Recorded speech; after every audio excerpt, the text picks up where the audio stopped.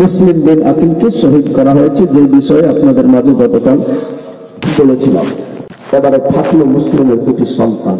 এই বাচ্চা দুটি বাবা পিতাহারা, মা হারা, যাদের মা নাই, বাবার কাছে মায়ের মতো আদর যত্ন পেত, বাবার কাছে মায়ের মতো গোসল দিত, বাবা হয়ে খাবার খাওয়াতো। আজকে সেই বাবা নেই, পৃথিবী ছেড়ে বিদায় হয়ে চলে গিয়েছে। বাবাজি ভাই, বাচ্চা দুটি বাবা হারা। হঠাৎ করে সন্ধ্যাবেলায়, রাত্রিবেলায় স্বপ্ন যুগে একই স্বপ্ন দেখেছে, যে বিষয় আপনাদের মাঝে বলেছি। স্বপ্ন দেখে বাচ্চা দুটি হাউ মাউ করে কেঁদে যাচ্ছে, চোখে পানি, এক অপরকে জড়িয়ে ধরেছে। মা বাবা শুনেন মন দিয়ে, তবে বুঝতে পারা যাবে ভালোভাবে। এক অপরকে জড়িয়ে ধরে বলছে, ভাইরে তুমি যা স্বপ্ন দেখলে আমিও তা দেখলাম। আমার নবী মদিনাওয়ালা আমার পিতাকে জিজ্ঞেস করে, মুসলিম তুমি আসলে তোমার ছেলেদেরকে রেখে?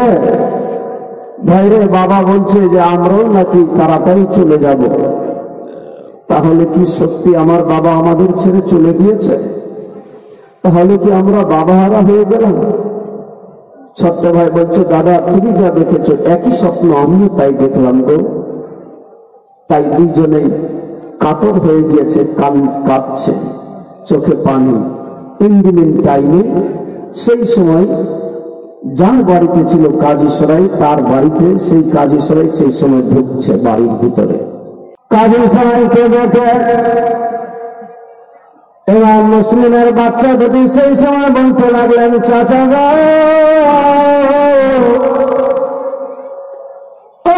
চাচা একটা কথা বলুন তো চাচা। কাজী সরাই সেই সময় বলেছিলেন, বলো বাবা কি বলবে? বলে, চাচা গো, আমার আব্বা কোথায় আছে, আমার আব্বা কি অবস্থায় আছে একটু বলেন না তাড়াতাড়ি করে।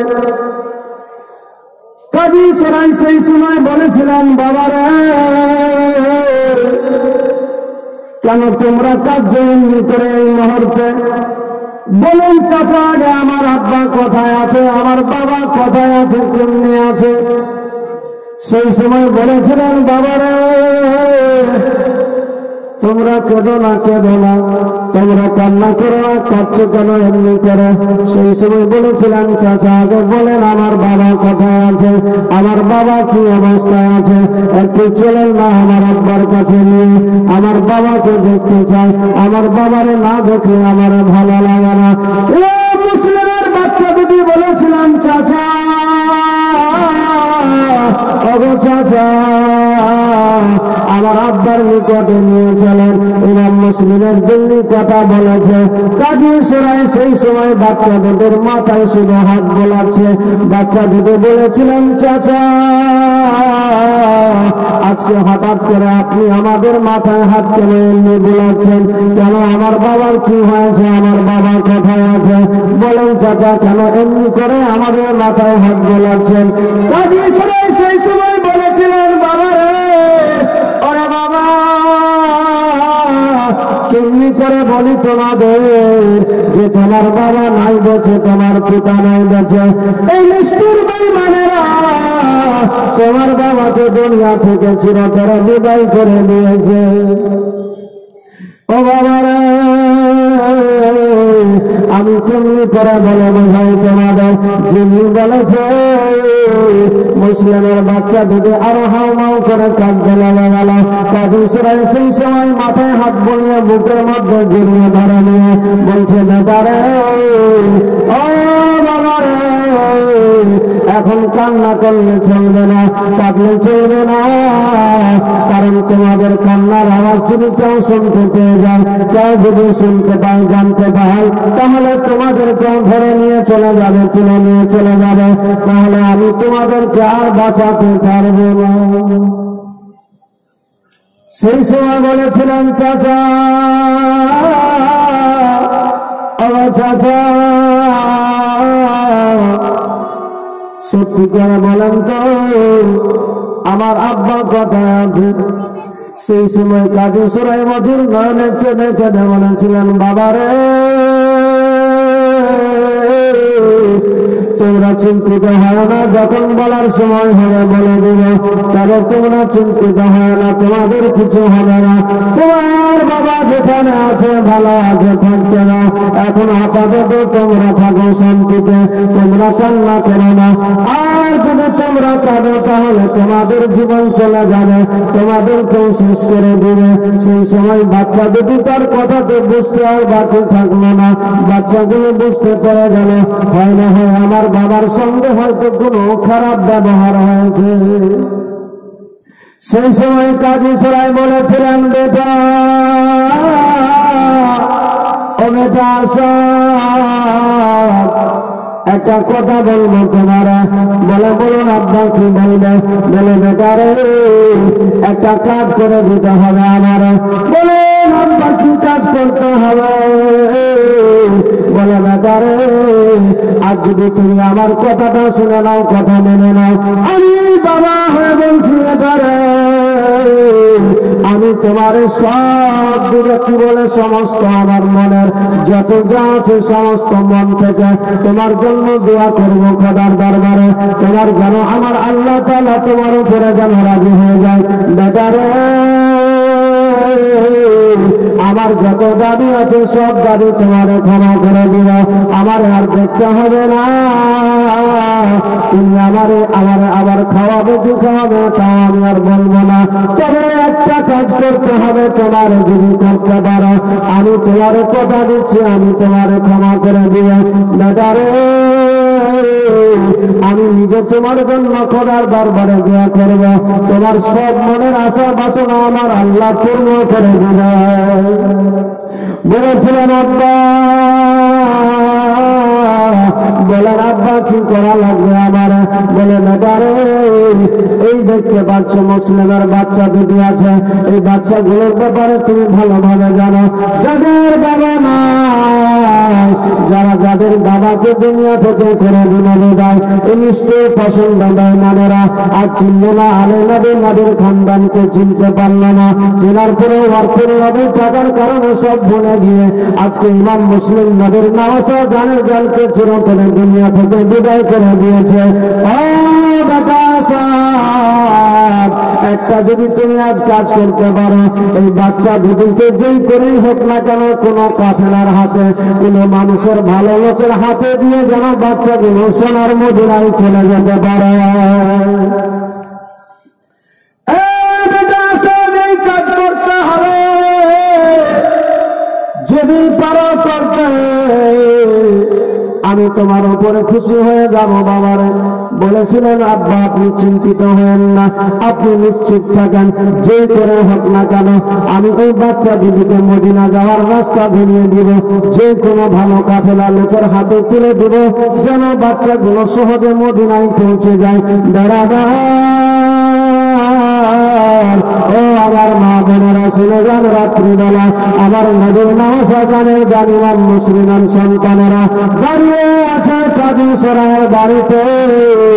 কাজী সরাই সেই সময় বাচ্চা দুটিকে মুখে জড়িয়ে যারা বলতে লাগলেন, বাবা রে আমার মন চাই তোমাদের বাড়িতে রাখতে।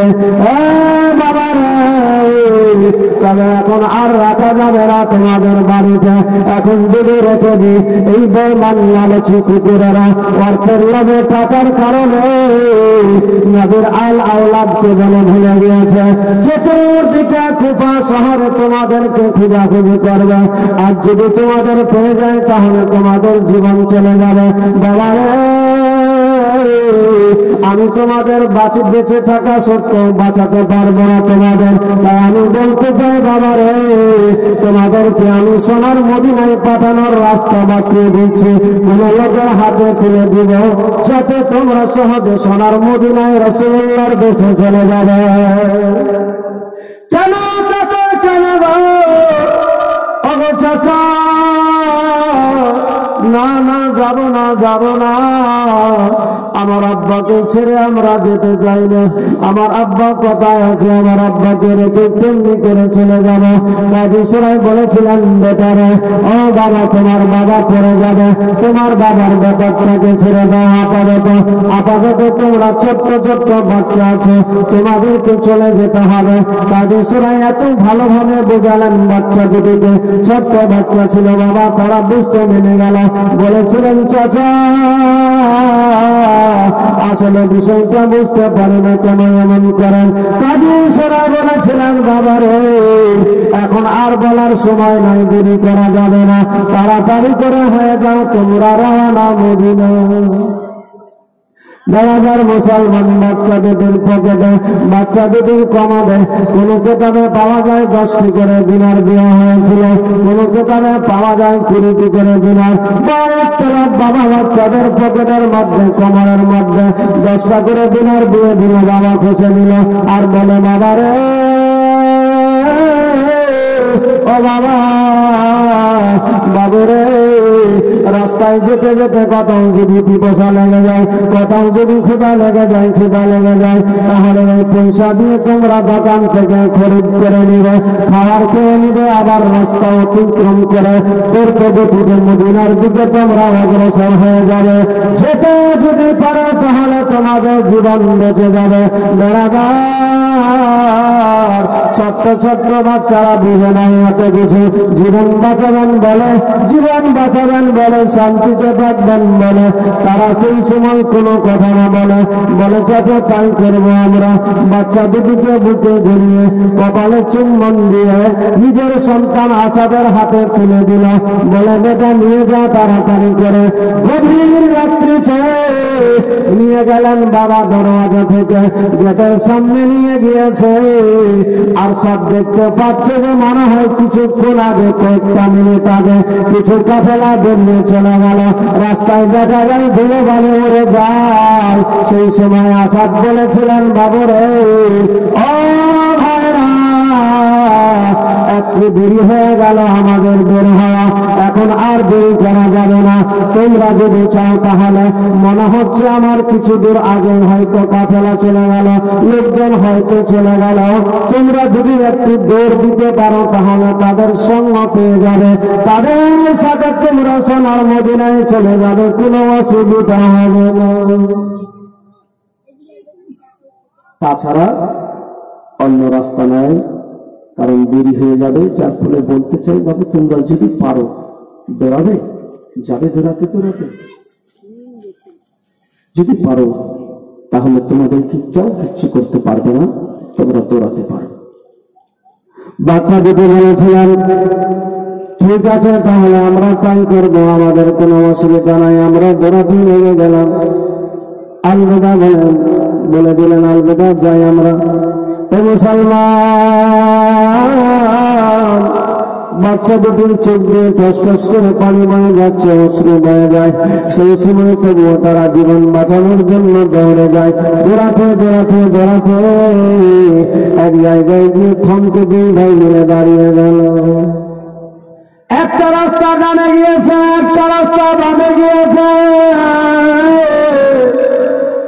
দুই ভাই মিলে বলে, ভাই রে এবার যাবে তো যাবে, কোন দিকে যাবে, ডানে যাবে না বামে যাবে? ছোট ভাই বলে, দাদা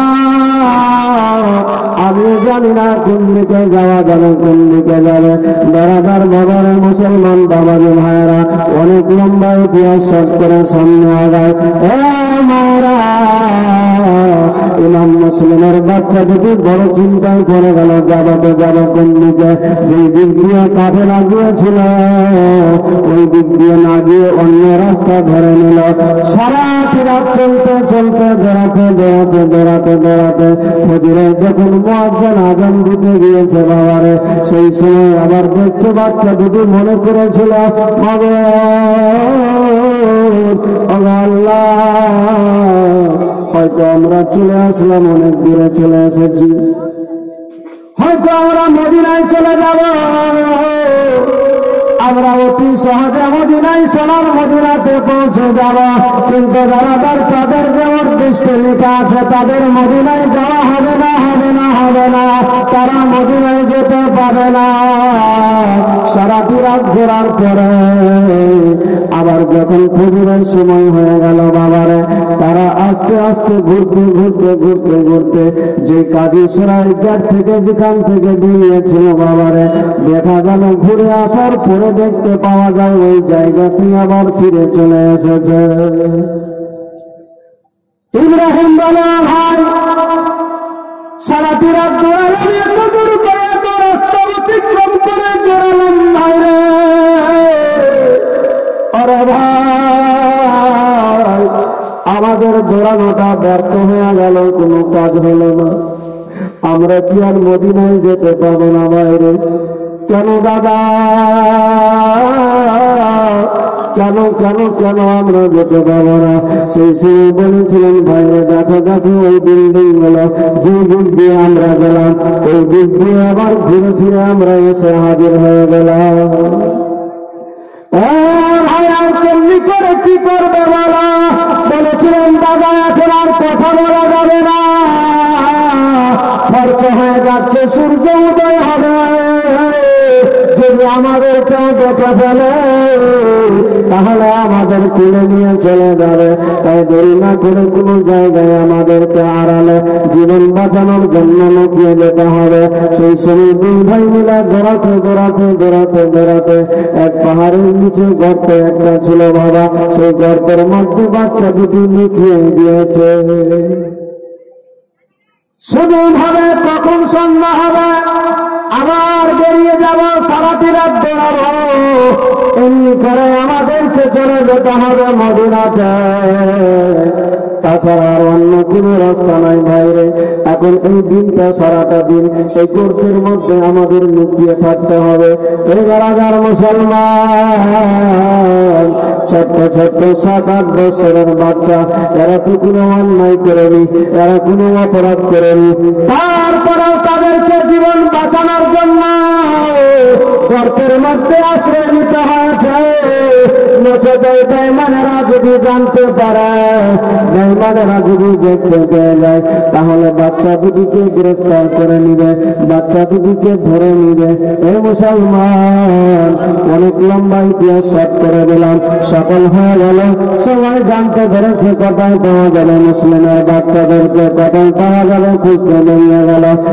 এক বেঈমান অর্থের লোভে, টাকার কারণে ধরার উপরে চেপে পড়তে গতিতে খুঁজে বেড়াচ্ছে মুসলিমের বাচ্চাকে, কোথায় পাওয়া যাবে, কোথায় পাওয়া যায়, কোথায় পাওয়া যায়। যেতে যেতে যেতে যেতে হঠাৎ করে যেই গর্তের মধ্যে ছিল বাবা, কেন দেখতে পারে না যে বাচ্চাগুলোর চেহারা পূর্ণিমার চাঁদের মতো ঝলমল করে, যাদের চেহারা লাইটের মতো জ্বলে, এই রাস্তা দিয়ে যাচ্ছিল বেঈমান গর্ত গতিতে। তারপরে নজর পড়ে গেল ইমাম মুসলিমের ছোট্ট ছোট্ট বাচ্চার উপরে, জিম্মি পড়েছে, লাগাম খানাকে জোর করে টেনে নিয়েছে, ঘোড়া দুমদুম দাঁড়িয়ে গেল, সঙ্গে সঙ্গে ঘোড়াটা জমিয়ে দাঁড়িয়ে গেল বাবারে, সঙ্গে সঙ্গে ওই বেঈমান ঘোড়া থেকে নেমে গেল, গর্তের নিকটে গেল, বলে আসলে আমি যা দেখলাম সেটা কি সত্যি দেখলাম না ভুল দেখেছি? দেখছি হঠাৎ করে জিম্মি ঘোড়া থেকে নেমে গর্তের নিকটে গিয়েছে, মিথ্যা নয়, যে চোখে দেখেছে সত্যিকারে দেখেছে, ছোট্ট ছোট্ট বাচ্চা দুটি গর্তের মধ্যে আশ্রয় নিয়ে আছে। বাচ্চা দুটিকে বের করে সঙ্গে সঙ্গে নিয়ে চলে আসে, বলে আমি এবার ইনাম পেয়ে যাবো, অনেক অর্থ পেয়ে যাবো, অনেক টাকা পেয়ে যাবো। নিয়ে চলে গেলেন বাবা ওবাইদুল্লাহর দরবারে, বলে জাহাপানা এই দেখেন না বাচ্চাগুলো দিয়ে দিয়েছি আমি, যে মুসলিমের বাচ্চাদের খোঁজাখুঁজি করছিলে, কেউ পেল না, কিন্তু আমি একটা রাস্তার ধরে গর্তের মধ্যে পেয়ে গেলাম। এবার মেয়েদেরকে আর আমার যা ইনাম দেওয়ার দিয়ে দেন। ইমাম ওই মুসলিমের বাচ্চা দুটিকে দেখে ওবাইদুল্লাহ ইবনে জিয়াদ সেই সময় বলেছিল, ও আমার কর্মচারীরা, এখন আপাতত তাদেরকে জেলের মধ্যে বন্দী রাখো, কারণ আমি আবার ইজিদের দরবারে চিঠি করব, যদি ওই বাচ্চা দুটিকে জীবিত অবস্থায় তার কাছে হাজির করতে বলে, তাহলে বাচ্চা দুটিকে সেখানে নিয়ে যেতে হবে, যা বলবে তা করা হবে, তার আগে কিছু করা যাবে না। বাচ্চা দুটিকে আপাতত জেলখানার মধ্যে বন্দী রাখে তাদেরকে। এখন আপাতত জেলে রাখো। ছোট্ট ছোট্ট বাচ্চা জেলের কথা শুনেছে, অন্তরটা যেন তাদের হিলে গেল। ভাই, আমরা তো কোনো অপরাধ করি নাই, আমরা তো কোনো দোষ করি নাই, তারপরে আমাদেরকে জেলে নিবে কেন ভাই? বলে ভাই, যদি জেলেই রাখে চলো জেলেই থাকবো। ইমাম মুসলিমের বাচ্চা দুটিকে নিয়ে চলে গেলেন, জেলের মধ্যে রেখেছে। যে জেলের দারোগা, যার নাম ছিল মস্কুর দারোগা, কি নাম? মস্কুর। এ কিন্তু চরম নবীর আশিক ছিল, চরম নবীর চাহনেওয়ালা ছিল। ডিউটিতে আছে, দিন চলে যাচ্ছে, সন্ধ্যাবেলায় আবার ওর ডিউটি হবে। বাড়ি গিয়েছে, বাড়ি থেকে আসার পথে হট করে একবার মনে পড়ে গেল, আরে এখন তো যে জেলের ভিতরে ছোট্ট ছোট্ট বাচ্চা দুটি, এটি তো অন্য কেউ নাই, নবীর নওয়াসা, নবীর ঘরানা, আহলে বাইত আতহারদের ছোট্ট ছোট্ট বাচ্চা। এরা কোনো অপরাধ করে নাই, অন্যায় করে নাই, জান্নাতি ফুল। এদেরকে এমনি করে রেখেছে জেলের ভিতরে, আর আমি আছি জেলের দারোয়ান হিসাবে, জেলের দারোগা হিসাবে। আমার যদি মওলা বলে, বিশ্ব নেতা মুহাম্মদুর রাসূলুল্লাহ জিজ্ঞেস করে, সেই দিনে আমি কেমনি মুখ দেখাবো? আমি তো সেই দিনে বড় লজ্জিত হয়ে যাব যে নবীর নওয়াসা, নবীর খানদান, নবীর আওলাদকে ছোট্ট ছোট্ট নিষ্পাপ বাচ্চা, যাদের জীবনে গুনাহ ছিল না, যারা অন্যায় করেনি, অপরাধ করে নাই, তাদেরকে জেলে তুমি বন্দী করে রাখলে কেমন করে? কি জবাব দিব আমি রাসূলুল্লাহর সামনে? আর যদি ছেড়ে দিই, তাহলে এই ওবাইদুল্লাহ হয়তো আমার জীবনটা নিয়ে নিতে পারে, কিংবা হয়তো আমার কঠিন থেকে কঠিন সাজা দিতে পারে, কিংবা আমার পরিবারের উপরে জুলুম অত্যাচার হতে পারে, আমার মেরে দিতে পারে, আমার পরিবারকে মেরে দিতে পারে। কিন্তু আমার রাসূলুল্লাহর দরবারে লজ্জিত হব না। মওলা তাআলা আমার উপরে রাজি হয়ে যাবে, নবী খুশি হয়ে যাবে, আর নবী খুশি হয়ে গেলে আল্লাহ রাজি হয়ে যাবে, আর আল্লাহ রাজি হলে আমার পরিবারের সবার দ্বারা পার হয়ে যাবে। অতএব যদি জীবন দিতে হয় দিয়ে দিবে, এই মৃত্যুকের হাতে, অসতের হাতে জান দিতে হয় জান দিয়ে দিব, কিন্তু এই ছোট্ট বাচ্চা দুটিকে কষ্ট দেওয়া যাবে না। এদেরকে যেই করে হোক না কেন আমাকে উদ্ধার করতেই হবে, এই ছিল তার টার্গেট। এই বাচ্চা দুটিকে যে করে হোক আমাকে বের করাতেই হবে।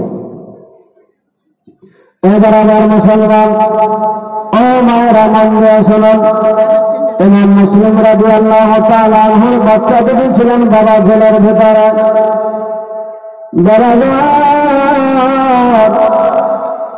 রাত্রি হয়ে গেল, গভীর রাত্রিতে সবাই শান্তির ঘুম পারে। ইমাম মুসলিমের বাচ্চা দুটিকে নিয়ে গেলেন বলে কাজী সরাই, সেই রাত্রিবেলায় ওই মস্কুর দারোগা ওই রাত্রিবেলায় জেলের আস্তে আস্তে দরওয়াজাটা খুলতে লেগেছে। যেমনি খুলেছে, মস্কুর দারোগা তালাটা খোলার সাথে সাথে ইমাম মুসলিমের সন্তানদের কানে আওয়াজ দিয়ে পৌঁছে গেল, বলে ভাই রে, ওরে ভাই, আর আমাদের জীবন বাঁচবে না ভাই রে, বড় ভেবেছিলাম হয়তো জেলে থাকতে পারে। দেখো ভাই রে, এত গভীর রাত্রিতে যে পশু পাখি সবাই আরামে ঘুম মারে, সবাই শান্তির ঘুম মারে ভাই রে, ভাই রে, এই গভীর রাত্রিতে কে যেন জেলের তালা খোলে। ও ভাই, এক্ষুনি হয়তো আমাদের জীবন চলে যাবে, কেউ জানতেও পাবে না, কেউ বুঝতে পাবে না। বলে যেমনি বলছে, দুই ভাই বলতে বলতে হাউ মাউ করে কাঁদে। জেলের এক কোণে তারা সেটে গিয়েছে। মস্কুর দারোগা তালাটা খুলে আস্তে আস্তে ভিতরে যাচ্ছে, দেখতে পাওয়া যায় ছোট্ট ছোট্ট বাচ্চারা বাবার জেলের ওই কন্যাটের ভিতরে একটা কোণে সেটে গিয়েছে। ইমাম মুসলিমের বাচ্চা দুটির আকার আকৃতি দেখে মস্কোর দারোগা হাত জোর করে বলেছিলেন, বাবারা তোমরা এমনি আমার দেখে ডর করো না, ডরাও না। আসলে আমি তোমাদের মারতে চাইনি, আসলে আমি তোমাদেরকে কষ্ট দিব না, এই জন্যই আমি এসেছি তোমাদের কাছে। কষ্ট দেওয়ার দিতে নয়, আসলে আমি তোমাদেরকে চাই ভালোভাবে শান্তিতে রাখতে। ইমাম মুসলিমের বাচ্চা দুটি বলেছিলেন, চাচা তাহলে কেন এত গভীর রাত্রিতে আপনি এই জেলের তালা খুলেছেন? বলে এই গভীর রাত্রিতে খোলার একটাই কারণ রয়েছে, কেউ দেখতে পাবে না তোমাদের, কেউ আমারও দেখতে পাবে না। আমি চাই বাবারা এই রাতের অন্ধকারে তোমাদেরকে সোনার মদিনায় পাঠাবে। যেমনি এই কথা বলেছে সেই সময় বাচ্চা দুটি ছোট্ট ছোট্ট বাচ্চা বালক যারা কিছু বুঝে নাই, তারপরও তারা বলে, চাচা চাচা গো আমাদের নসিবে হয়তো নাই, মদিনায় যাওয়া হবে না। ওগো চাচা আমরা মদিনায় হয়তো যেতে পাবো না। কেন বাবা, কেন পাবে না? চাচা গো আমরা শত চেষ্টা করার পরও ব্যর্থ হয়ে গেলাম, এত ঘুরলাম তারপরও পেলাম না যেতে, আবার যাবো কেমনি করে? ইমাম মুসলিমের বাচ্চা দুটির কথা শুনে মস্কোর দারোগা বলেছিলেন, বেটারে ও বাবুরে তোমরা চিন্তিত হয় না, আমি এমন ভাবে তোমাদেরকে পাঠাবো মদিনাতে যে তোমরা অতি সহজে চলে যাবে মদিনায়, তোমাদের কোনো অসুবিধা হবে না। বাচ্চা দুটির একটু মনে বড় শান্তি আসলো। সেই সময় বলেছিলেন, চাচা তাহলে কেমনি করে নিয়ে যাবেন? বলেছিলেন, বাবুরে তোমরা তাড়াতাড়ি করে একটু বেরিয়ে আসো, পরে থেকো না। মুসলিমের বাচ্চা দুটিকে যেমনি দেখেছে তারা দেখে একটু মনে তাদের পরিবর্তন হলো। ওই মস্কোর দারোগার নিকটে চলে আসলো। মস্কোর দারোগা বাচ্চা দুটিকে ধরে নিয়ে নিল, বাবারা দুই হাতে ধরে নিয়ে নিজের বাড়ির দিকে অগ্রসর হচ্ছে, ভাবছে মাবে আল্লাহ আজকে আমি পেয়েছি জান্নাতি ফুলদেরকে, নবীর নামাজ আদায় পেয়েছি, আজ আমি বড় খুশি আনন্দিত গর্বিত। কিন্তু আমি একা কেন নিব? আমার বিবি, আমার সঙ্গিনী, আমার জীবন সঙ্গিনী, আমার স্ত্রী আছে, তার কাছে নিয়ে যাব। একটু নিজের সন্তানের মতো সে যদি আদর যত্ন করা দেয়, আমার মুনিব মাওলা তার প্রতিও রাজি হয়ে যাবে, খুশি হয়ে যাবে। আর আমার আল্লাহ যদি খুশি হয়ে যায়, আমার বিবির নসিব চলতে যাবে, বেড়া পার হয়ে যাবে। বেড়া ও আমার মায়েরা শুনুন মন দিয়ে, মস্কোর দারোগা সেই সময় বাচ্চা দুটিকে নিয়ে চলে গেলেন নিজের বাড়িতে, গিয়ে দরওয়াজায় আওয়াজ দিয়ে বলে, বিবি রে ও বিবি, একটু চট করে দরওয়াজাটা খুলে দেয়। কেন গো স্বামী, কেন? তুমি তো এক্ষুনি গেলে, আবার কেন আসলে তুমি? বলে, বিবি রে দেখো দেখো আমি কে নিয়ে এসেছি, কারে এনেছি। মস্কোর দারোগার বিবি সঙ্গে সঙ্গে চট করে দরওয়াজাটা খুলে দিল। চিমনি দরওয়াজা খুলেছে, দেখছে ডানে বামে একটা চাঁদ একটা সূর্যের মতো দাঁড়িয়ে আছে। সুবহানাল্লাহ। যেমনি দেখেছে সেই সময় বলেছিলেন, স্বামী গো এই বাচ্চাগুলো কি অপরাধ করেছে? যাদের চেহারা পূর্ণিমার চাঁদের মতো ঝলমল করে, এত সুন্দর দেখতে তাদের চেহারা, অবসানে এদেরকে গভীর রাত্রিতে কথায় পেলে প্রত্যেকে তুলে আনলে এরা কি অপরাধী? এরা কি চুরি করেছে? এরা কি কোনো বাড়িতে ডাকাতি দিয়েছে? সেই সময় মস্কোর দারোগা বলেছিলেন, খবরদার খবরদার বিবিরা, যা বলেছিস দ্বিতীয়বারের কথা আর মুখ দিয়ে বাক্য উচ্চারণ করবি না মুখ দিয়ে। কেন গো স্বামী, কেন কেন বলে এটা কোনো সাধারণ বাচ্চা নয়, এরা কোনো দুটি বাচ্চা সাধারণ ঘরের নয়। নবী খানদান আহলে বাইত আঠারো বাচ্চা আছে, ইমাম মুসলিমের দুটি সন্তান আছে। বিবি জান্নাত যদি যেতে চাও, আমার নবীকে যদি খুশি করতে চাও, আমার আল্লাহকে যদি রাজি করতে চাও, তাহলে এই বাচ্চা দুটিকে একবার বুকে জড়িয়ে ধরে না, বাচ্চা দুটিকে ভালোভাবে আদর যত্ন করবে, নিজের সন্তানের মতো বাচ্চা দুটিকে একটু আদর যত্ন করে খাইয়ে দেয়। সেই সময় বিবি বুঝে গেল, বলে স্বামী আপনি চিন্তিত হয়েন না, আমি করছি ব্যবস্থা তাদের জন্য।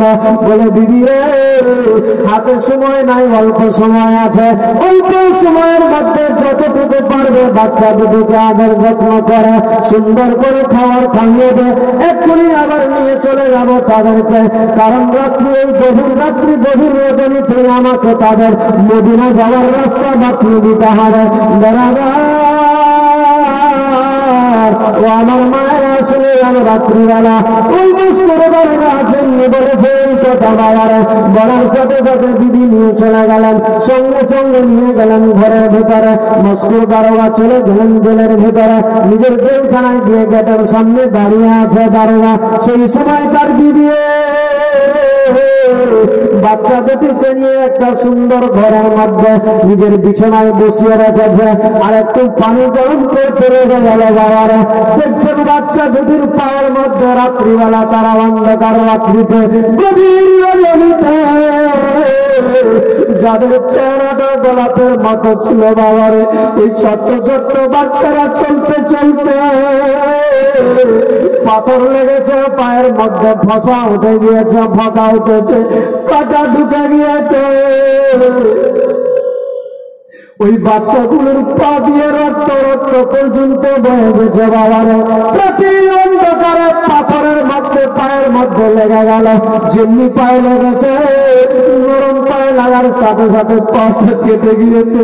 যেমনি পা কেটে গেল ওই পা দিয়ে রক্ত বয়ে গিয়েছে বাবারে, পায়ের মধ্যে রক্ত জমে গিয়েছে, জমাট হয়ে গিয়েছে, ফাঁকা উঠেছে, অনেক রকমের আঘাত পেয়েছে বাচ্চাগুলো। তাদের পা আকৃতি হাতগুলো গঠন দেখে মা সহ্য করতে পারল না। মুস্কুর দারোগার বিবি পানি গরম করতে চলে গেল, পানি গরম করে বাচ্চা দুটিকে নিয়ে গেলেন বাবার ঘরের ভিতরে একটু বারান্দাতে। বলে বেটারে একটু তোমাদেরকে ভালো আদর যত্ন করতে চাই, এই পাগুলো একটু ধুয়ে নাও, দেখো না এই পাগুলোতে তোমাদের ফোঁটা উঠে গিয়েছে, পাথর লেগে কেটে গিয়েছে। বলেছিলেন মা আমরা সহ্য করতে পারবো না, মাগো তুমি দেখতে পাচ্ছ না আমাদের পায়ের মধ্যে ফোঁটা উঠে গিয়েছে, পায়ের মধ্যে পাথর লাগার কারণে অন্ধকারে দেখতে পাইনি মারে, আমাদের পা কেটে গিয়েছে মা, আমরা আর এই জায়গায় হাত লাগাতে চাই না। তারপরেও মা জীবন বাঁচানোর জন্য আমরা চলেছি, দৌড়িয়েছি গো মা, এখনো পর্যন্ত মদিনার কিনারা পেলাম না রে মা, মদিনায় আমাদের যাওয়া হলো না, যাওয়া হলো না। পানিতে যেমনি বাচ্চাদের পায়ে ঝেড়েছে, হঠাৎ করে চিৎকার করে বলা মা খবর দিয়ে না মা, আমাদের পানিগুলো পায়ের মধ্যে। ও গো মা তুমি দেখতে পাচ্ছ গো মা, আমাদের কাটা জায়গাতে পানি গরম দিতে গেলে কি অবস্থা হবে তুমি জানো, বলো বলো। আজ আমি বুঝতে পারি না মায়া তো জ্বালা যন্ত্রণা করছে কেন এমন করে।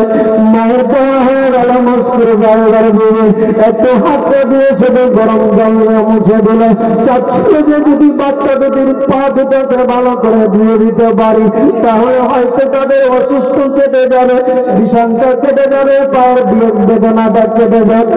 কিন্তু মুসলমান এই বাচ্চাদের কান্না দেখে, বাচ্চাদের চোখের পানি দেখে এই মুস্কুর দারোগার বিবি আর সহ্য করতে পারল না বাবার, শুধুমাত্র মুছে দিল, করে নিয়ে বসিয়ে রাখলো। রুটি তৈরি করেছে, রুটিটাকে তৈরি করা বড় বাবারা একটু খাবার খেয়ে নে। বিসমিল্লাহ বলে মুখে দিতে গিয়েছে, বাচ্চা দুটি যেমনি মুখে দিবে সঙ্গে সঙ্গে মার কথা মনে পড়ে গিয়েছে। সেই সময় বলে মা, ওগো মানিয়ে যাও, মানিয়ে যাও, মার খাবো না গো মা। কেন বাবারে খাবে না, কেন কানে না? বলে আমাদের মা নাই, মায়েরা যতটুকু পারে বলে জানে না। বাবার কাছে এতদিন ধরে খেয়েছিলাম মা, আমার বাবা আমাদের কি খাইয়েছে, আজ আমার বাবা কোথায় আছে, কি অবস্থায় আছে আমাদের জানা নাই। আমার আব্বা কেমনি আছে, আমার আব্বার ছাড়া আমরা খাবো কেমনি করে বাতা? আজকে তুমি খাওয়াচ্ছ তাতেই বুঝতে পারছি গো মা, মায়ের আদর যত্ন কারে বলে এখন বুঝতে পেরে গিয়েছি। ওরা মার খাবো না, আমরা নিয়ে যাও মা, আমার আব্বা ছাড়া আমরা খাবার খেতে পাবো না। ওই মাসুর দরবার বিবি বাচ্চা দুটিকে মুখের মধ্যে জড়িয়ে দিয়ে বলছেন, বেটারা এত দূরের রাস্তা অতিক্রম করে যাবে, যদি তোমরা না খাও তাহলে চলবে কেমন করে?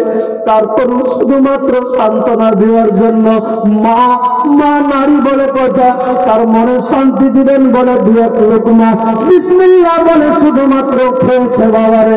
খাওয়ার পরে মস্কুর দারোগা চলে আসলো বাইরে, যেমনি এসেছে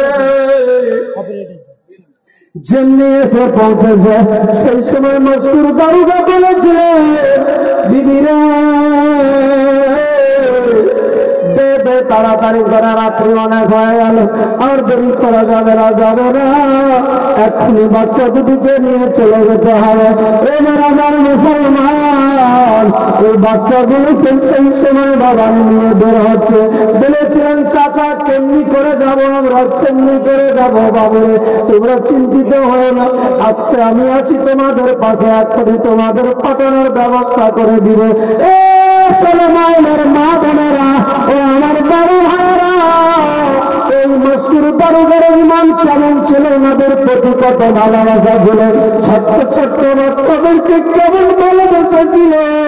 ওই মস্কুর দারোগার নিজের জীবন যাবে, নিজের জীবন নিয়ে ভাবল না, নিজের সন্তানদেরকে জবাই করে দিবে ওই ওবায়দুল্লাহ ইবনে জিয়াদ তা নিয়ে ভাবনা করল না, নিজের বিবিকে মেরে দিবে তা নিয়ে ভাবল না। ওই বাচ্চা দুটিকে যেই করে হোক না কেন তাদেরকে বিদায় করতে হবে, এই মনের আশা বাসনা নিয়ে মস্কুর দারোগা নিজের একটা আঙ্গুটি খুলে দিয়েছিল রে বাবা। মস্কুর দারোগা সেই সময় আঙ্গুটিটা দিয়ে বলেছিলেন, বেটারে এই আঙ্গুটিটা তোমরা রেখে নাও আজকে, আর এই আঙ্গুটিটা নিয়ে রাস্তায় কাছিয়া নানুর জায়গায় আমার ভাইকে পাবে, তারে তোমরা আঙ্গুটিটা দেখাবে, সেই জায়গাতে দেখাতে গেলে আমার নাম বলবে, আর আমার নাম বলতে গেলে তোমাদেরকে মদিনা যাওয়ার রাস্তা দেখিয়ে দিবে। মুসলমানে আমার মা বোনেরা, মস্কুর দারোগা কেমন ছিলেন, নবীর চাহনাওয়ালা, নিজের আঙ্গুটিটা খুলে দিয়ে দিয়েছিলেন। নবী ছাড়া জান্নাত পাবে না, প্রিয় নবীকে ভুলে যেও না,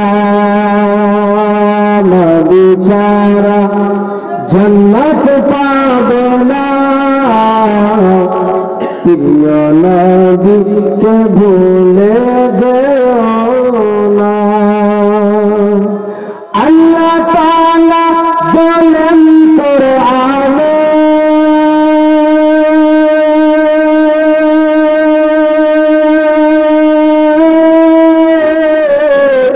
যা আছে আসমান জমিনে,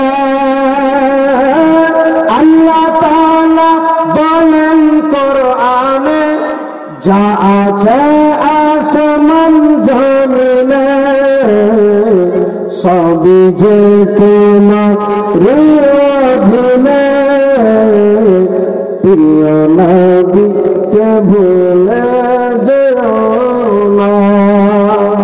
একবার 100 টাকা দিয়েছে। নবী ছাড়া জান্নাত পাবে না, প্রিয় নবীকে ভুলে যেও না। নবীজি ছিলেন মায়ের পেটে, পিতা চলিলেন ব্যবসাতে, নবীজি ছিলেন মায়ের পেটে, পিতা চলিলেন ব্যবসাতে, আসার পথে সে ফিরে এলো না, স্বামী হারা হলেন না, আসার পথে সে ফিরে এলো না, স্বামী হারা হলেন মায়ামেনা, নবী ছাড়া জান্নাত পাবে না, প্রিয় নবীকে ভুলে যেও না। নবীজি এলেন দুনিয়াতে, চারজন নারী এলেন খিদমতে, নবীজি এলেন দুনিয়াতে, চারজন নারী এলেন খিদমতে, নারীগুলি এতই সুন্দর, প্রিয় নবীজি হলেন দিওয়ানা, নারীগুলি এতই সুন্দর, প্রিয় নবীজি হলেন দিওয়ানা। বেরেলির হয় আহমদ রাজা, কিতাব লিখেন বোঝার বোঝা, বেরেলির হয় আহমদ রাজা, কিতাব লিখেন বোঝার বোঝা, তিনার কিতাব পড়ে দুনিয়া, প্রিয় নবীজি হলেন দিওয়ানা, নবী ছাড়া জান্নাত পাবে না, প্রিয় নবীকে ভুলে যেও না। মুসলমানদের পিতা, এগুলো মনে রাখতে হবে। যদি বলে আচ্ছা তোমাদের আমাদের সবার আদি পিতা হচ্ছে আদম আলাইহিস সালাম, মুসলমানদের পিতাকে যদি না বলতে পারে তাহলে কি বলবে? তার উল্টা কি হবে, বিপরীতটা কি হবে? ওটা আমি বলবো না। তো এটা আমাদের এইসব জিনিস আমাদের মাথায় রাখতে হবে।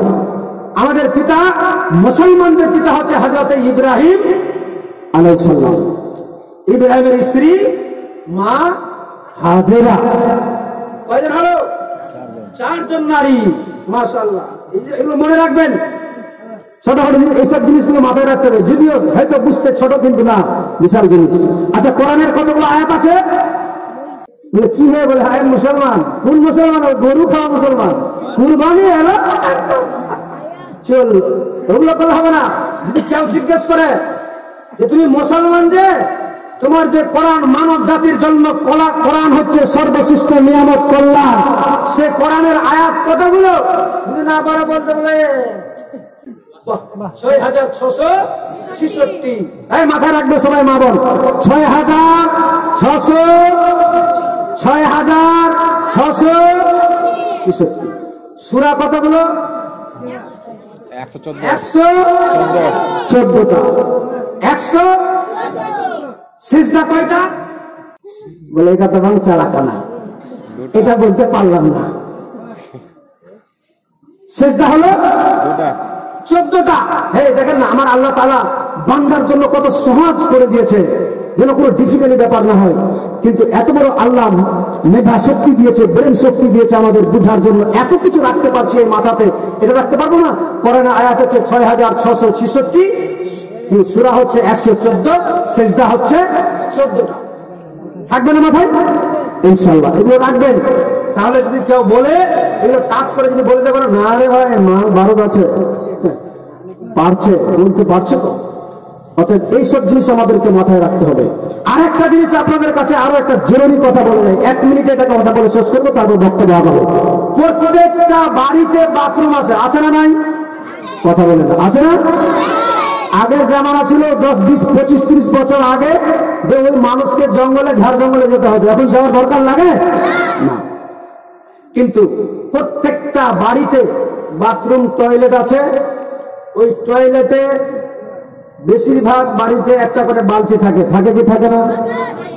বালতির সঙ্গে আবার ঘুঁটি থাকে কিনা? থাকে। তো ঘুঁটিটা বালতির ভিতরে থাকে না নিচে থাকে? বাইরে থাকে। কথা বলেন, বাইরে থাকে না কোথায় থাকে? বাইরে। একটু হাত তুলে দেখা যাচ্ছে, বাইরে না ভিতরে? বাইরে বাইরে। দেখেন, এটা কিন্তু খুব বিশাল বড় মারাত্মক কথা বলতে যাচ্ছি, যদিও শুনতে ছোট্ট মনে হচ্ছে কিন্তু মারাত্মক। কারণ আপনার দোয়া না কবুল হওয়ার কারণ, আপনি সঠিক পথের বিচারী না হওয়ার কারণ, আপনি পবিত্র না থাকার কারণ, এখানেই মূল আসল একটা রহস্য ঢুকে আছে। যেই বাড়িতে বালতি বাথরুম কি বলে বাথরুমে বালতি থাকবে, ওই বালতিতে ঘুঁটি যদি থাকে, লটা যদি থাকে, তাহলে বালতি থেকে ঘুঁটিকে নিচে রাখা যাবে না, যাবে না, কোনো মতেই কোনো হালে রাখা যাবে না। কেন রাখা যাবে না? এই জন্যই বলছি, লজ্জা শরম কিচ্ছু না। কারণ ওই বাথরুমে সাইফনটা যে আছে, পেচ্ছাবের গতি কারো জোরে হবে, কারো আস্তে হতে পারে, কিন্তু গতি তো হবে, হবে তো হবে না। এবার ওই গতিতে পেচ্ছাবের ছিটা ওই ঘুঁটিটাকে পড়তে পারে কি পারে না? পারে না। তাহলে ওই ঘুঁটিটা পড়লো, যে ঘুঁটিতে যে পেচ্ছাবের ছিটা পড়লো, তো ঘুঁটিটাকে আপনি পানি নেওয়ার আগে ধুলেন না? ঘুঁটিটা সরাসরি বালতিতে ডুবিয়ে দিলেন, ডুবালেন না? আর যেমনি ডুবিয়ে দিলাম তার মানে সব পানি নাপাক হয়ে গেল, ডাইল ডাইল সব নাপাক। তার মানে যতটা পানি খরচ করবেন সব নাপাক। অতএব আপনাকে এটা দায়িত্ব আপনার। আমার মা বোনদেরকে বলবো, বাচ্চাদেরকে বুঝাবেন, যদি না হয় সমাধান করা না যায়, তাহলে আপনি বালতিটাই সরিয়ে দেন, শুধু ঘুঁটিটা রাখেন, বাঁধনা রাখেন, টুটি থেকে পানি বাঁধনায় পড়বে, বাঁধনা থেকে পানি খরচ করবে, তাতে ওই পানিটাতে আপনার কি বলে পেচ্ছাব ছিটা পড়বে না, নাপাক হবে না। এটা মাথায় রাখা যাবে তো? সবাই করবেন তো ইনশাআল্লাহ? আর যার বাড়িতে হয়তো বড় আছে, যারা বড় আছেন তারা বালতিও রাখবেন, ঘুঁটিও রাখবেন, কিন্তু ঘুঁটিটা কোনো মতে নিচে রাখা যাবে না। এটা সবাই মিলে করবেন, যেন এইসব জিনিস থেকে আমাদের ছোট্টখাটো বিষয়টা মনে হয় খুব ছোট, কিন্তু এখানে আমরা ফেসে আছি, যার জন্য আমরা নাপাক হয়ে হয়তো থেকে যাচ্ছি, আদৌ বুঝতে পারছি না যে আমি পাক আছি না নাপাক আছি।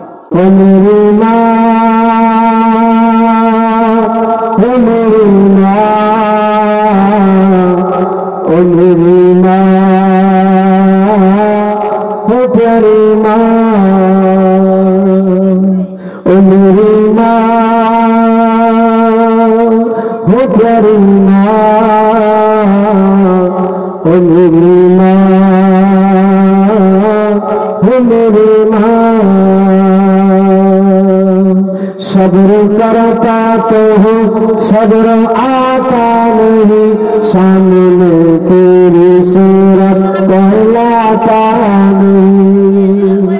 सब्र करता तो हूँ, सब्र आता नहीं, सामने तेरी सूरत कहलाता नहीं। सब्र करता तो हूँ, सब्र आता नहीं, सामने तेरी सूरत कहलाता नहीं। सब्र करता तो हूँ, सब्र आता नहीं, सामने तेरी सूरत कहलाता नहीं।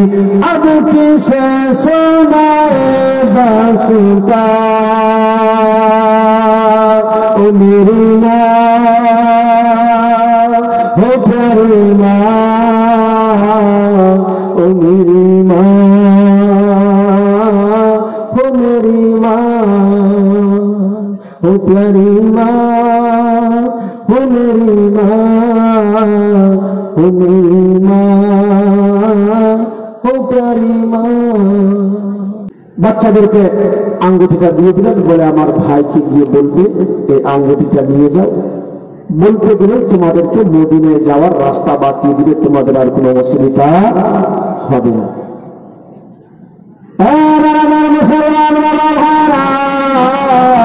বাচ্চাগুলিকে দিয়ে দিলেন আঙ্গুটিটা, ওই বাচ্চা দুটো ছুটতে লাগলেন, কাঁদছে, নানাক জায়গা মনে করে তারা যাচ্ছে। ও আমার মায়েরা, বাচ্চা দুটো দৌড়াতে দৌড়াতে চলে যাচ্ছে যে আমাদেরকে যে করে হোক না কেন পৌঁছাতে হবে মদিনাতে। ও মুসলমান, ও আমার মায়েরা, কিন্তু বাচ্চাগুলো যে জানে না আমাদের মদিনায় যাওয়া হবে না, আমরা মদিনায় যেতে পারবো না। তাদের দেওয়ার দৃষ্টি লেখা নাই যে তাদেরকে জীবন দিতে হবে কোথায়, এটা তাদের জানা ছিল না ভাই। এই বাচ্চাগুলো আবার সারাটি রাত্রে দৌড়াতে লাগলো। ওদের কি বলে, চিন্তা করে দেখো না কবরে কি যাইবেন, যে কবরে নবী ছাড়া আপন কেহ থাকবে না, যে কবরে নবী ছাড়া আপন কেহ থাকবে না। চিন্তা করে দেখো না কবরে কি যাইব না, চিন্তা করে দেখো না কবরে কি যাইব না। এ দুনিয়া ছাড়িয়া যাবে কোথায় ভাগিয়া, এ দুনিয়া ছাড়িয়া যাবে কোথায় ভাগিয়া, মরণ তোমায় নইবে ঘিরে, মরণ তোমায় নইবে ঘিরে, যতই করো বাহানা, মরণ তোমায় নইবে ঘিরে, যতই করো বাহানা। চিন্তা করে দেখো না কবরে কি যাইব না, যে কবরে নবী ছাড়া আপন কেহ থাকবে না। চিন্তা করে দেখো না কবরে কি যাইব না। এ দুনিয়ায় সবই পর, কবর যতর আসল ঘর, এ দুনিয়ায় সবই পর, কবর যতর আসল ঘর, এ দুনিয়ায় সবই পর, কবর যতর আসল ঘর। কেমনি সেটাই থাকবে সে, কেমনি সেটাই থাকবে সে, কেমনি সেটাই থাকবে সে, শুধু মাটির বিছানা, কেমনি সেটাই থাকবে সে, শুধু মাটির বিছানা। চিন্তা করে দেখো না কবরে কি যাইব না, যেই কবরে নবী ছাড়া আপন কেহ থাকবে না, যেই কবরে আমল ছাড়া আপন কেহ থাকবে না। চিন্তা করে দেখো না কবরে কি যাইব না। মা বোনেরা দৌড়াতে দৌড়াতে দৌড়াতে দৌড়াতে সারা রাত্রিবেলায় তারা টার্গেট নিয়েছে। আমরা যেই করে হোক না কেন আল্লাহ আমরা যেন পৌঁছে যাই মদিনাতে, কিন্তু মুসলমান মদিনায় যাওয়া হলো না। দেখেন না সারা রাত্রি ঘুরতে ঘুরতে ঘুরতে ঘুরতে ঘুরতে ঘুরতে ওই জায়গায় না গিয়ে, কাছে নামক জায়গায় না গিয়ে আবার ঘুরতে ঘুরতে যেই জেলের ঘাট থেকে যেখান থেকে বের করেছিল, হঠাৎ করে দেখা যায় যেন বিল্ডিং গুলো দেখা যায়, গেলাম বাড়িগুলো ঘরগুলো দেখা যায়। ছোট্ট ভাই বলেছিলেন দাদা হয়তো ওই দেখা যায় মদিনার বিল্ডিং গুলো, আমরা হয়তো চলে আসলাম। আর ওই সময় ইব্রাহিম বলেছিল ভাই রে না না না না, তুমি যা দেখো যা আসলে না, আসলে এগুলো মদিনার বিল্ডিং নাই রে ভাই রে, এগুলো বিল্ডিং দেখা যাচ্ছে, এই বাড়ি ঘর গুলো দেখা যায়। আসলে যে জেলখানা থেকে বেরিয়েছিলাম, যে রাস্তা দিয়ে বেরিয়েছিলাম ভাই রে, ওই রাস্তাগুলো দেখা যায়। কেন দাদা আমরা কি তাহলে সত্যিকারী যেতে পাবো না? পাবো না। আমার সেই সময় বলেছিলাম ভাই রে, বুকের মধ্যে ছোট্ট ভাইকে জড়িয়ে নিয়ে বলেছিলেন ও ভাই আমাদের নসিবে এটাই লেখা আছে মনে হয়, তবে এখন কথা না বলে কথা না বাড়িয়ে তাড়াতাড়ি করে আমাদেরকে কোথাও আশ্রয় নিতে হবে, কারণ সময় নাই হাতে, আর বেশি সময় নাই। ওই দেখো দেখা যায় হয়তো আমরা যে জেল থেকে বেরিয়েছি, আমাদেরকে যে জেল থেকে বের করে দিয়েছে সেই বিষয়ে হয়তো তারা সবাই জানতে পেরে গিয়েছে। ভাই রে লালটিন দেখা যায়, আলোগুলো দেখা যায়, প্রদীপ জ্বলে যায়, হয়তো আমাদেরকে খোঁজাখুঁজি করে রে ভাই। ভাই এখন কোনো কথা না বাড়িয়ে তাড়াতাড়ি করে কোথাও আশ্রয় নিতে যায়। ও মুসলমান, বাচ্চাদের জীবন বাঁচানোর কারণে দৌড়াতে বাবার সূর্য উদয় হয়ে গেল। আর সময় না হাতে ডাইমায় তাড়াতাড়ি করে একটা গাছ ছিল বাবারে, এক পাহাড় উঁচু জায়গা ছিল, যেই পাহাড়ের নিচে একটা বিশাল বড় পুকুর ছিল বাবা। সেই পুকুরের পাতালে পাহাড়ের উপরে একটা কাঁঠাল গাছ ছিল। হে মুসলমান, দেখতে পেলেন বাচ্চা দুটি সেই সময় ভাবে, আল্লাহ এখন যাবো তো যাবো, কোথায় যাবো, কোন দিকে যাবো? ওই গাছের নিচে, গাছের আড়ালে যদি আমরা কোথাও লুকিয়ে যেতে পারি তাহলে রাতটা খুব সহজে কেটে দিনটা কেটে যাবে, সন্ধ্যাবেলায় আমরা বেরিয়ে চলে যাব।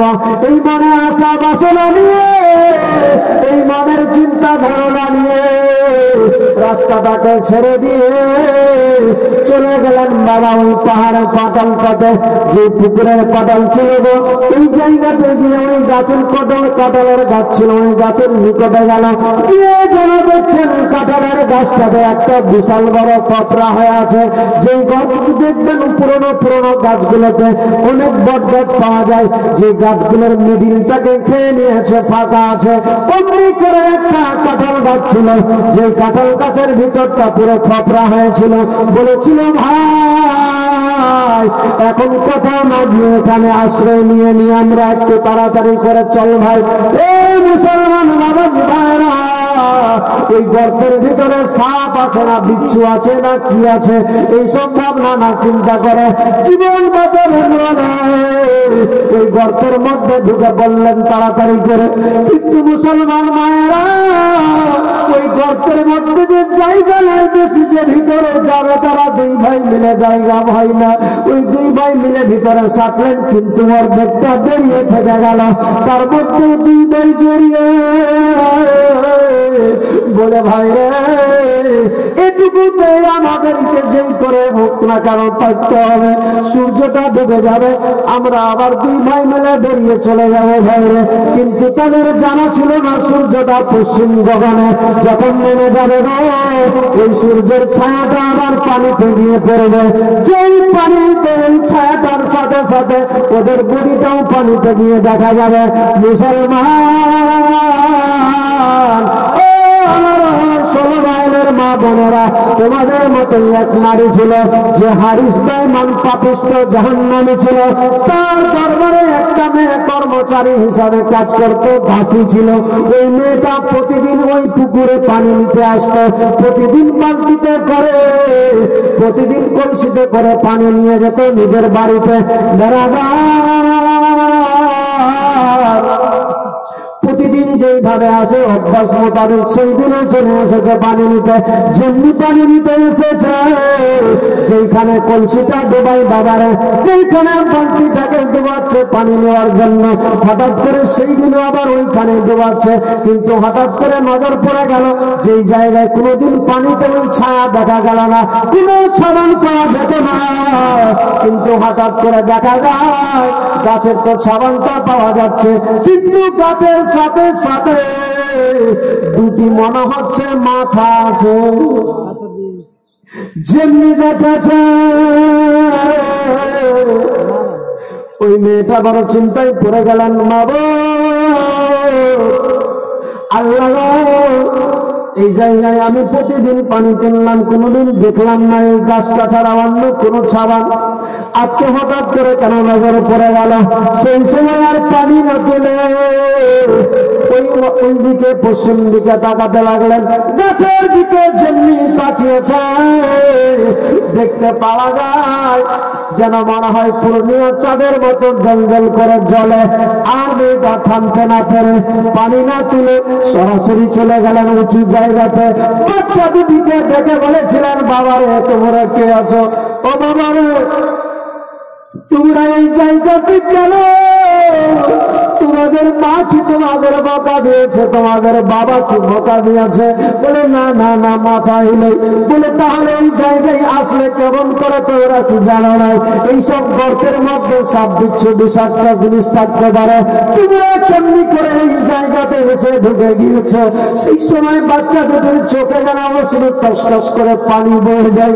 মেয়েটা বলেছিলেন, বাবুরা কাঁদছো কেন তোমরা? তোমাদের চোখে কেন পানি?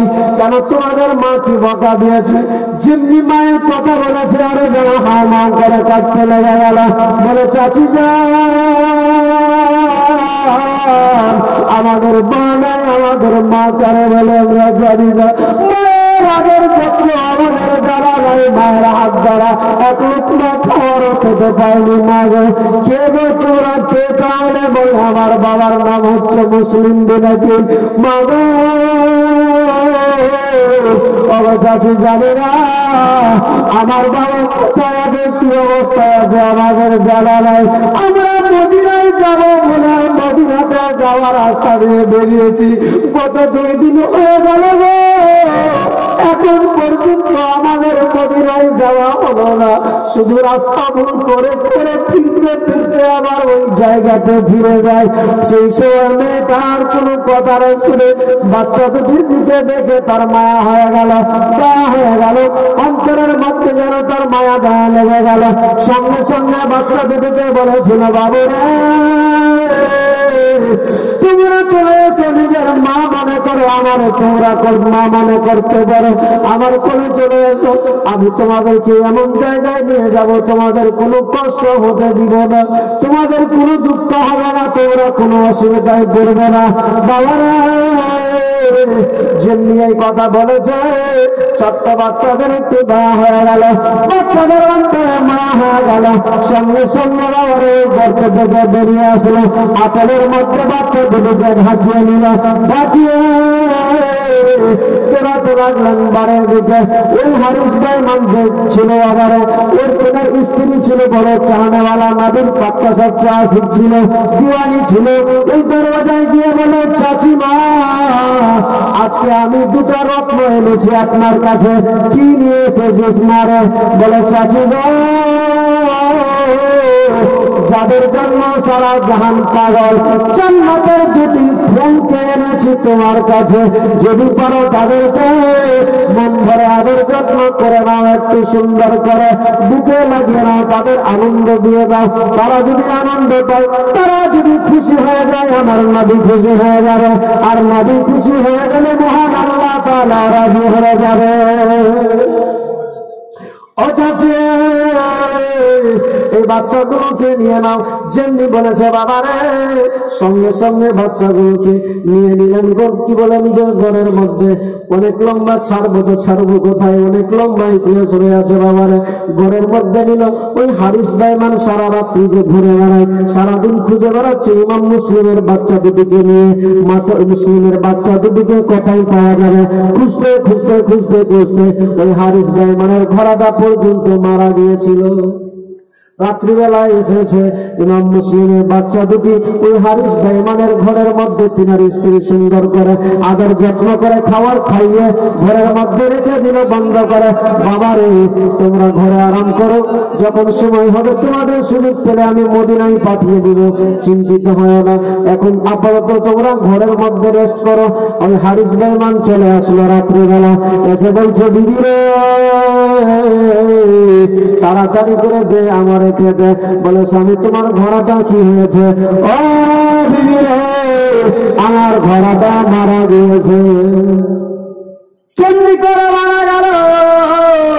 বলে, মুসলিমের বাচ্চা দুটিকে খুঁজতে খুঁজতে আমার ঘোড়াটা মারা গেল, বাচ্চা দুটিকে পাওয়া গেল না। কত কথা বলা যাবে না, এমনি ক্লান্ত হয়ে পড়েছি, দে একটু খাবার দে, আমার খাবার খেয়ে রেস্ট নিব, সকালবেলা উঠে তাড়াতাড়ি করে বেরিয়ে যেতে হবে মুসলিমের বাচ্চাদের খোঁজে। ওই মেয়েটা হারিসের স্ত্রী বলেছিলেন, গোস্বামী আপনার কি অন্তরে মায়া নাই, দয়া নাই, ওই বাচ্চা দুটিকে খুঁজে নিয়ে করবেন কি? আপনি কেন তাদের পিছনে লেগেছেন? বলে, অত জ্ঞান দিতে হবে না, অত বুদ্ধি দিতে হবে না, যা খাওয়ার করার তুমি করো, বাড়ির মেয়ে বাড়িতে থাকো, বাড়ির কাজ বাড়িতে করো, খাওয়ার শুধু খাওয়ার খাও, যতটুকু তোমার প্রয়োজন ততটাই করো, বেশি বুদ্ধি দিতে হবে না বলে দিয়ে খাওয়ার খেয়ে শুয়ে গেলেন বিছানাতে। হঠাৎ করে মুসলিমের বাচ্চা দুটি ওই হারিস বেঈমানের অন্য ঘরে শুয়েছিল। বাবারে, হঠাৎ করে যেন বাচ্চা দুটি আবার একই স্বপ্ন দেখেছে। মুসলমান বাবারা, যেমনি স্বপ্ন দেখেছে সঙ্গে সঙ্গে বাচ্চা দুটি আবার উঠে হাউমাউ করে কাঁদতে লেগে গেল। কান্নার আওয়াজে জাহান্নামী বেঈমানের কানে ভেসে গেল, সঙ্গে সঙ্গে উঠে বসে গেল। বলছে, আসলে তুমি সারাদিন ঘুরে ক্লান্ত হয়ে পড়েছো, ওই জন্য তোমার নানা রকমের তোমার ধ্যান লাগা আছে, ওই জন্য তুমি এটা শুনতে পাচ্ছ।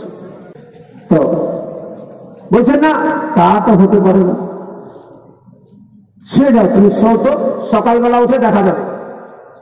এই কথা বলেছে, কিছুক্ষণ হয়েছে আবার একই রকম কান্নার আওয়াজ, আর তো সহ্য হলো না। বলে, সত্যি করে বল, কে আছে বাড়িতে? বলে, আসলে তুমি ঘুমাওনি, ক্লান্ত, যার ফলে তোমার এই অবস্থা। না, হতে পারে না। দরজার বাইরে চলে আসলো, ঘরের ভিতর থেকে বাইরে আসলো, দেখছে তাকিয়ে, কি ব্যাপার, এই দরজাটা বন্ধ কেন? এই দরজাটা বন্ধ কেন? বলেছিল, আসলে স্বামী তুমি ছিলে না বলে আমি দরজাটা বন্ধ রেখেছিলাম। বলেন না, কিছু তো নিশ্চয় ব্যাপার আছে। শয়তান তার মাথায় শুধু খালি গুতা দিচ্ছে, আছে ওখানে, গিয়ে তো দেখ। আর চট করে বলছে, না, কোনো কথা শুনে যাবে না। চট করে গিয়ে দরজাটা ধপ করে খুলে দিল। আর যেমনি খুলেছে, দেখছে ছোট্ট ছোট্ট দুটি বাচ্চা, চাঁদ আর সূর্য মনে হচ্ছে বসে আছে। দেখে বলছে, বাহ, কি চমৎকার, যাদের জন্য আমি পেরেশান হয়রান, ঘুরতে ঘুরতে খুঁজতে খুঁজতে আমার ঘোড়া মরে গেল, আমি ক্লান্ত, আর আমার ঘরে কি আরাম, দেখাচ্ছে মজা। এ বাবা, বাচ্চা দুদিকে সঙ্গে সঙ্গে জোরে জোরে তামচা মারতে লাগলো।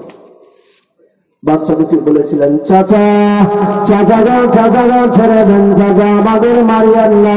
ও চাচা, আমরা তো কোনো অন্যায় করি নাই, কোনো অপরাধ করি নাই, আসলে আমরা কি করেছি যে আপনি আমাদের উপরে এমনি করে আঘাত করছেন?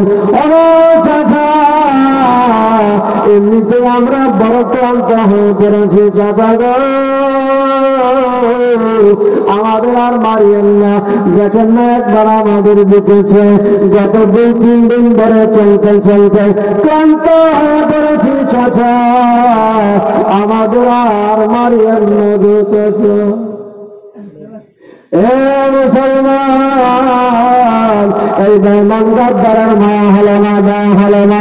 বাচ্চা দুটোকে ঘর থেকে টেনে মারতে মারতে আঙড়ে নিয়ে এসেছে, আঙড়ে নিয়ে এসে বাচ্চা দুটিকে শুধু আঘাত করে। ওই হারিস বেঈমানের যে স্ত্রী ছিল বাবা, পা দুটিকে জড়িয়ে ধরে বলেছিলেন, স্বামী গো,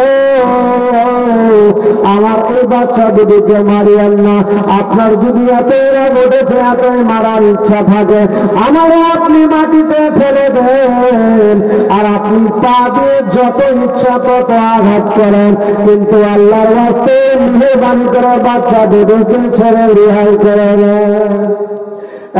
মুসলমান, ওই জাহান্নামী বেঈমান হারিস মানল না, কোনো কথা না শুনে জোর করে একটা ধাক্কা দিয়ে দিল, যার ফলে হারিস বেঈমানের স্ত্রী মাটিতে পড়ে গেল, মাথায় আঘাত লেগে গেল, মাথাটা ফেটে গেল, ফিনকি মেরে রক্ত বয়ে যেতে লাগলো, অজ্ঞান হয়ে মাটিতে পড়ে গেল। দাসী ছিল, সেও এসে ওই হারিস বেঈমানের কাছে এসে দাঁড়িয়েছিল। হারিস বেঈমান কোনো কথা না শুনে ওই মেয়েটাকে জোরে আঘাত করলো, সে পরে থেকে গেল অজ্ঞান অবস্থাতে। বাচ্চা দুটিকে ইমাম মুসলিমের বাচ্চা প্রচন্ড আঘাত করেছিল। বাবারে, এ মুসলমান, এত আঘাত করে এত আঘাত করে সহ্য করতে পারে না, শেষ মুহূর্তে ওই বেঈমান জাহান্নামী মাথার চুলগুলোকে এক জায়গায় টেনে দুটি মাথাকে একত্রিত আলোকিত করে চুলগুলোর মধ্যে গিট মেরে দিল, আর সারাটি রাত খোলা আকাশের নিচে আঙিনার মধ্যে রেখে দিল। রাত্রি শেষ হয়েছে, যখন ফজরের টাইম হয়ে গেল, বাবারা এই জাহান্নামী বেঈমানের দেরি না করে উঠে ঘোড়ার উপরে চাপিয়ে নিচ্ছে বাচ্চা দুটিকে। সেই সময় বলেছিলেন, চাচা সারাটি রাত আমাদের ফেলে রাখলেন এমনি করে, আমরা তো কোনো অপরাধ করি নাই, আমরা কোনো দোষ করি নাই, তারপরে আমাদেরকে কেন এমনি করে সাজা দিচ্ছেন? একটু দয়া করে মেহেরবানি করে ছেড়ে দেন। চাচা আজ যদি ছেড়ে দেন, আমার পিতাকে বলে, আমার নবী মুস্তাফাকে বলে, তোমার আমরা হাউজে কাউসারের পানি পান করিয়ে জান্নাতে নিয়ে যাব। ও চাচা ছেড়ে দেন, আমাদের ছেড়ে দেন। এবার মুসলমান ওই জাহান্নামী বেঈমান জান্নাত কি বুঝবে? অর্থের নবী সব অন্ধকার হয়ে গিয়েছে, তার অন্তরটা কালি কয়লা হয়ে গিয়েছে, পাথরের মতন শক্ত হয়ে গিয়েছে, সে আর কি বুঝতে পারে? কোনো কথা বুঝতে রাজি নয়। লাস্টের দিকে বাবার ঘোড়ার উপরে চাপিয়ে নিল। সেই সময় বলেছিলেন, চাচা কোথায় নিয়ে যাবেন? বলে, চলো ওবায়দুল্লাহর দরবারে নিয়ে যাব। বাচ্চা দুটি ভেবেছিলেন, আল্লাহ অন্তত যদি ওবায়দুল্লাহর দরবারে নিয়ে যায়, তাহলে কমসে কমই হয়তো মাঠটা বেঁচে যেতে পারি। নিয়ে যাচ্ছে, যেতে যেতে ফরাত নদীর সামনে আছে বাবার। যখন ফরাত নদীর নিকটে গিয়েছে, হঠাৎ করে শয়তান তারে বুদ্ধি দিচ্ছে, এখন তুই নিয়ে যাবি মুসলিমের বাচ্চাদেরকে, রাস্তায় তোর থেকে বড় বড় বীর বাহাদুর পাহালমানরা রয়ে আছে, তারা যদি দেখে নেয় তাহলে দুটার তামচা দিয়ে তোর কাছ থেকে মুসলিমের বাচ্চা দুটিকে ছিনে নিবে, ইনাম পাবি না তুই, সব তোর খুঁজে হারিয়ে যাবে। অতএব যদি চাস ইনাম পেতে, তাহলে এই মুসলিমের বাচ্চা দুটিকে ফরাত নদীর নিকটে নিয়ে গিয়ে জবাই করে দেয়। মুসলমান ও আমার বাবারা, ও আমার মেয়েরা, ইমাম মুসলিমের বাচ্চা দুটিকে নিয়ে চলে গেলেন ফরাত নদীর নিকটে। ওই ফরাত নদীর নিকটে নিয়ে যাওয়ার সাথে সাথে ঘোড়া থেকে চালিয়ে ফেলে দিলেন। যেমনি ফেলেছে বালুতে, মরুভূমিতে ফেলেছে। বলে, চাচা কেন এমনি করছেন আমাদের সঙ্গে দুর্ব্যবহার?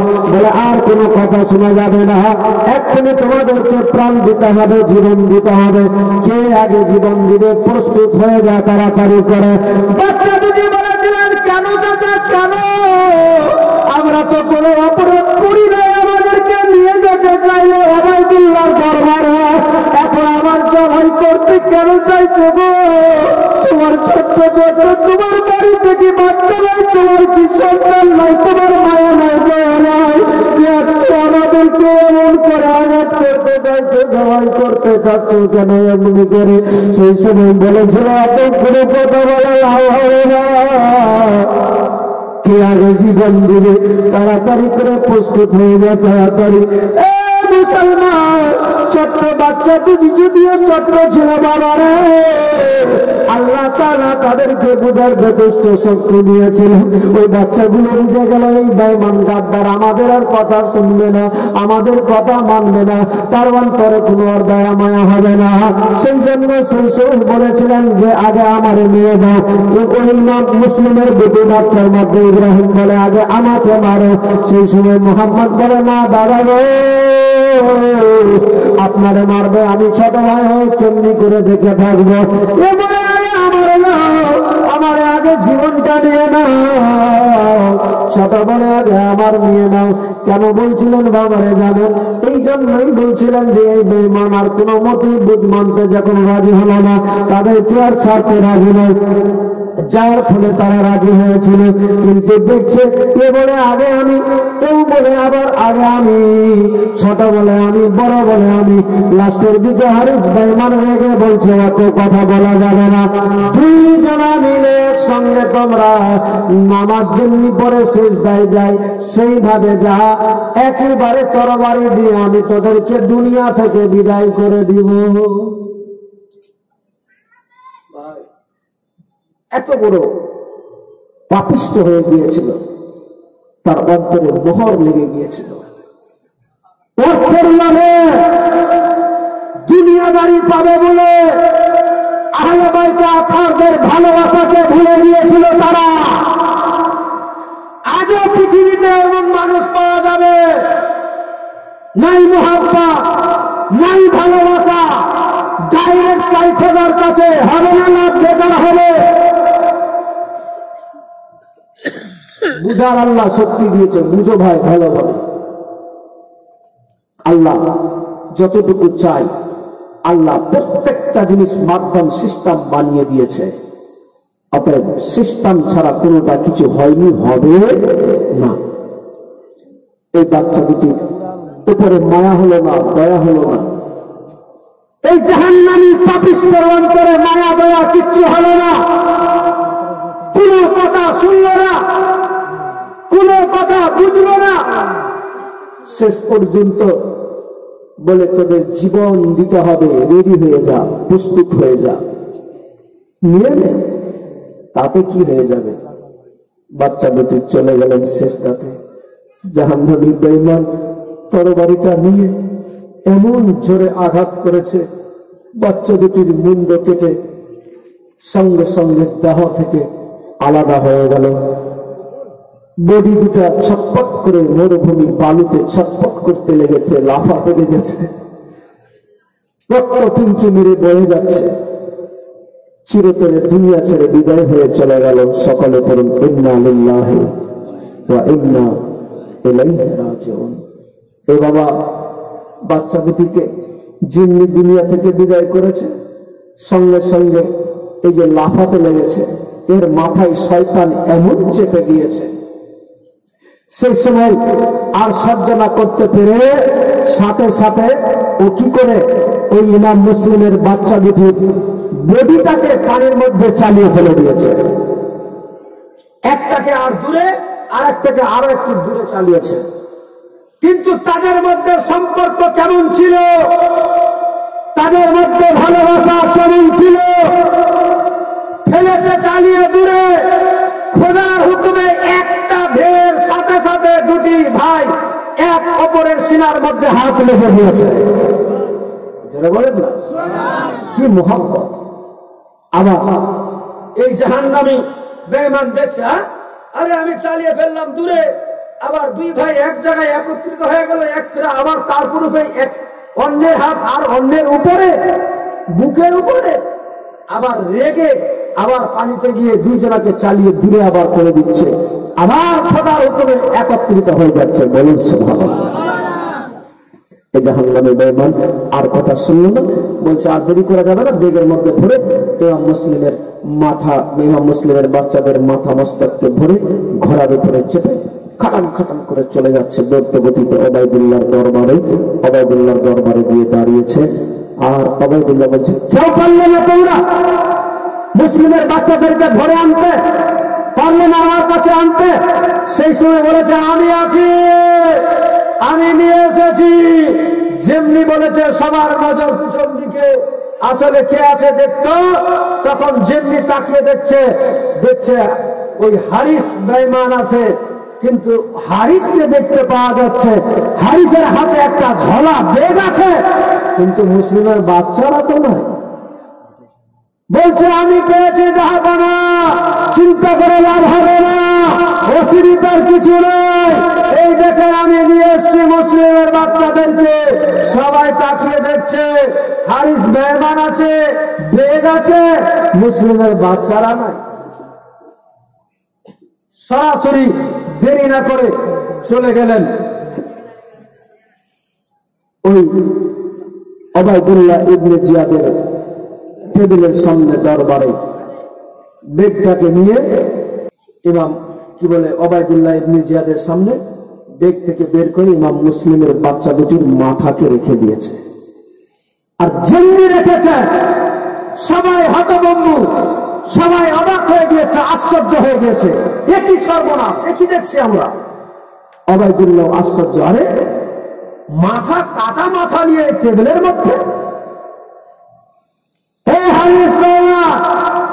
তুমি এটা পারলে কি করে? যাবা না, ক্ষমা করবেন, আসলে করেছি কেন জানেন? আমি জানি আমার থেকে বীর বাহাদুর অনেক আছে, আমার থেকে বিশাল বড় বড় শক্তিশালী আছে, যার ফলে আমি ভাবলাম রাস্তায় যদি আমার দেখতে পাই এই বাচ্চা দুটিকে সঙ্গে করে নিয়ে যেতে, তাহলে আমার কাছ থেকে ছিনে নিতে পারে, কেড়ে নিতে পারে। যার জন্য আমি বাচ্চা দুটিকে ফরাত নদীর ধারে জবাই করে মাথা দুটি নিয়ে চলে এসেছি। কি অবস্থা, মনে হচ্ছে আসমান ভেঙে পড়ে গেল।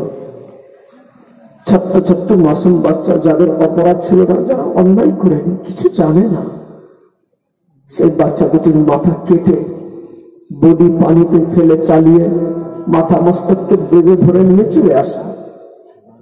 মনে হচ্ছে খুব সহজ ব্যাপার, কত বড় কাজ করে ফেলেছে অন্যায় করে। নিয়ে এসে টেবিলে রেখেছে। এই যে ওবাইদুল্লাহ সেই সময় দেখছে এখন নিজের জীবন বাঁচানোর জন্য বলছে, যদি এখন আমি একটা কোনো পদক্ষেপ না নিই তাহলে আমার জীবন চলে যেতে পারে। এই বেঈমান, আমি বলেছিলাম মুসলিমের বাচ্চাদেরকে জীবিত অবস্থায় আমার দরবারে আনতে, সে যা ভয় করেছে, পারবে তোমরা ওকে উচিত সাজা শিক্ষা দিতে। সেই সময় অনেক চাহানেওয়ালা ছিল, হ্যাঁ জাহাপানা আমরা আছি, আমরা দিব। আরো কেউ বলে আমরা দিব, আমরা দিব তাকে উচিত শাস্তি, আমরা দিব তাকে উচিত সাজা। আলো নবীর উপরে অত্যাচার জুলুম করা কি সাজা সেটা বুঝতে পারবে, আমাদের হাতে তুলে দেন। সেই সময় ওবাইদুল্লাহ ইবনে জিয়াদ নিজের জীবন বাঁচানোর জন্য, শুধুমাত্র পাবলিকের চোখের আড়াল হওয়ার জন্য বলেছিল, নিয়ে যাও, তাকে উচিত সাজা দিতে হবে। বাচ্চাদেরকে মেরে ফেলেছে, হত্যা করেছে, তার সাজা তাকে পেতে হবে। সঙ্গে সঙ্গে ওই বেঈমান হারিস পাপী জাহান্নামীকে তুলে নিয়ে ধরে যাচ্ছে কোথায়? ওইখানে ফরাত নদীর নিকটে নিয়ে গিয়ে বলছে, জিজ্ঞেস করছে কোনটা হাত দিয়ে মেরেছিলে? বলে এইটা। সঙ্গে সঙ্গে তরবারি নিয়ে এমন জোরে তরবারির আঘাত করেছে, সঙ্গে সঙ্গে হারিস বেঈমানের ডান হাতটা দেহ থেকে ছুটে পড়ে গেল মাটিতে। বেঈমান সেদিন বলেছিলেন, সেই সময় বলেছিলেন, ছেড়ে দেন, ছেড়ে দেন। ও ভাইরা, বড় অন্যায় করেছি, বড় ভুল করেছি, আমি আর করব না। আমার হাত নাই, একটা হাত নিয়ে ভিক্ষা করে খাওয়াই খেয়ে নিব। বলে এই হাত দিয়ে কি মেরেছিলে? আবার এই হাতের মধ্যে জোরে আঘাত চালালো, এই হাতটাও কেটে গেল। সেই সময় বলেছিলেন যে ছেড়ে দেন, ছেড়ে দেন, একটু তোমরা দয়া করো, মায়া করো, আর আমি অন্যায় করবো না, অপরাধ করবো না। বরাবর একটা পা সঙ্গে সঙ্গে কেটে দিল, আর একটা পাকে কেটে দিল। পাটা যেমনি কেটেছে,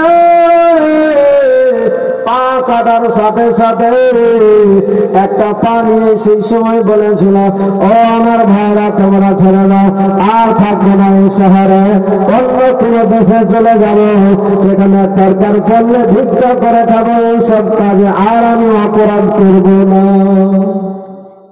অপরাধ করবি না, তোকে আর রাখা যাবে না, ছাড়া যাবে না। তার পা কাটলো, হাত কাটলো, বডি কাটলো, সমস্ত কেটে ভুঁড়িটাকে ফেলে সমস্ত হাত পাগুলো এক জায়গায় ঘরে একত্রিত করে মাটি একটা গর্ত খুঁড়ে মাটির মধ্যে চালিয়ে ফেলে, মাটির মধ্যে পুঁতে দিল। সবাই ভালোভাবে জোর করে খুঁজে মাটির মধ্যে পুঁতে দিল। কিন্তু মাত্র কয়েকটা সেকেন্ডের মধ্যে দেখা যাচ্ছে ওই মাটি এমন জোরে ভূমিকম্প শুরু করেছে, হিলতে লেগেছে। কয়েক সেকেন্ডের মধ্যেই তার বডিটাকে, সমস্ত বডিটাকে মাটির ভিতর থেকে উপরে চালিয়ে ফেলে দিয়েছে।